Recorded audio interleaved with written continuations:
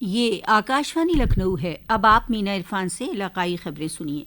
Election commission ने उत्तर प्रदेश की 10 में से 9 असेंबली सीटों पर ज़िमनी इंतखाब के लिए तारीखों का ऐलान कर दिया है। रियासत की इन सीटों पर 13 नवंबर को ज़िमनी इंतखाब होंगे। जिन सीटों पर इंतखाब होने हैं उनमें करहल, सीसामऊ, कटहरी, कुंदरकी, खैर, गाजियाबाद, फूलपुर, मंझवा और मीरापुर शामिल हैं। कोर्ट में दायर अर्जी की वजह से मिल्कीपुर में ज़िमनी इंतखाब की तारीख का ऐलान नहीं किया गया है। Chief election commissioner Rajiv Kumar ने कल दिल्ली में प्रेस कॉन्फ्रेंस में ये इत्तला दी। उन्होंने बताया कि ज़िमनी इंतखाब के लिए 18 अक्टूबर को नोटिफिकेशन जारी होगा। उसी दिन से नामजदगी का अमल शुरू हो जाएगा। 25 अक्टूबर तक नामजदगी की जा सकेगी। ज़िमनी इंतखाब की रायशुमारी 23 नवंबर को होगी।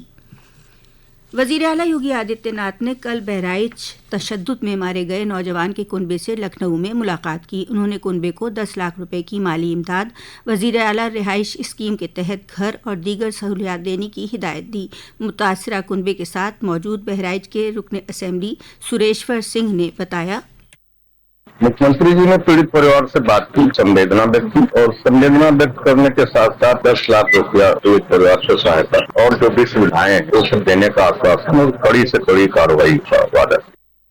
उधर बहराइच में हादसे के तीसरे दिन भी इंटरनेट खदमात बंद हैं। फिलहाल हालात कशीदा मगर काबू में हैं। हिफाजत के नज़रिए से PAC, RAF, मकामी पुलिस और 4 IPS अफसर भी तैनात हैं।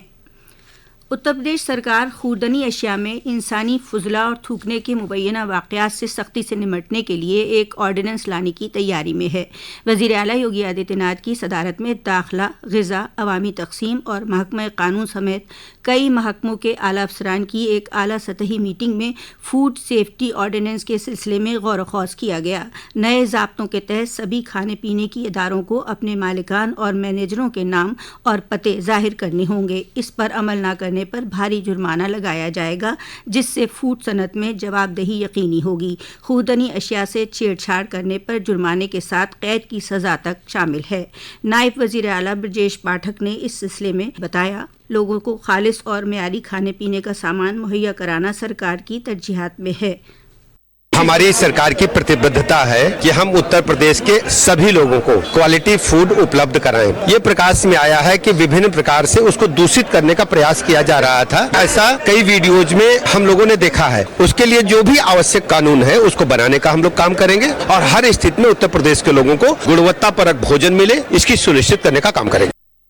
उत्तर प्रदेश सरकार प्रयागराज में आइंदा महाकुंभ 2025 को और ज़्यादा महफूज बनाने, पुलिस, जदीदकारी और एंटी ड्रोन तकनीक के इस्तेमाल के लिए इसराइल की मदद लेने पर गौर कर रही है। रियासत के वज़ीर आला योगी आदित्यनाथ ने कल अपनी सरकारी रिहाइशगाह पर इसराइल के सफ़ीर से मुलाकात की और उत्तर प्रदेश पर ख़ास तवज्जो देते हुए दोनों ममालिक के दरमियान ताल्लुकात को मजबूत करने पर जोर दिया। दोनों लीडरों ने इसराइल के लिए उत्तर प्रदेश से हुनरमंद अफराद की फराहमी बढ़ाने पर बात की। इस वक्त उत्तर प्रदेश के 5000 से ज़ायद लोग इसराइल में काम कर रहे हैं।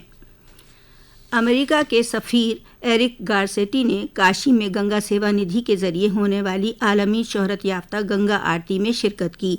अपनी अहलिया के साथ गंगा आरती देखकर वो मशहूर हो गए। उन्होंने गंगा सेवा निधि विजिटर बुक में लिखा, वाराणसी न सिर्फ एक पाकीज़ा मकाम है बल्कि ये सभी इंसानी तजुर्बात के लिए सबसे पाक मकामात में से एक है।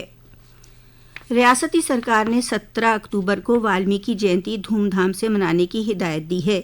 इस मौके पर सभी अजला में प्रोग्राम मुनक़िद किए जाएंगे। महर्षि वाल्मीकि के तप के मकाम चित्रकूट के टूरिस्ट अफसर अनुपम श्रीवास्तव ने बताया, 17 अक्टूबर को हम बृहद कार्यक्रम का आयोजन करेंगे, वाल्मीकि जयंती का आयोजन करेंगे, जिसमें हम सबसे पहले वाल्मीकि रामायण का संगीत में पाठ करेंगे 4 घंटे का और उसके बाद हम संत सम्मेलन करेंगे। संत वाल्मीकि जयंती के जीवन पे परिचर्चा होगी। उसके बाद हवन, पूजन और एक धर्म ध्वज लगाया गया है 100 फीट का, उसका पूजन होगा और सांस्कृतिक कार्यक्रम होगा जिसमें हम नौकुल प्रसंग और रामलीला का पाठ करेंगे।